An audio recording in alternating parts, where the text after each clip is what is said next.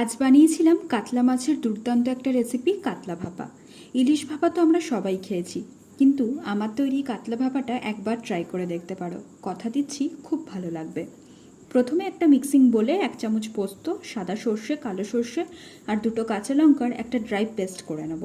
তারপর অল্প জল দিয়ে আবারও পেস্ট করে নেব। এবার একটা প্লেটে আমি আগের থেকেই মাছগুলোকে ভালো করে ধুয়ে নুন হলুদ মাখিয়ে রেখেছিলাম। তারপর কড়াইতে তেল গরম করে মাছগুলোকে ভালো করে ভেজে নেব।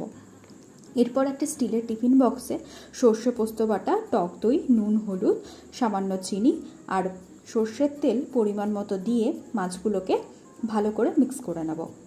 কয়েকটা চেরা কাঁচা লঙ্কা দিয়ে টিফিন বক্সটা বন্ধ করে নেব।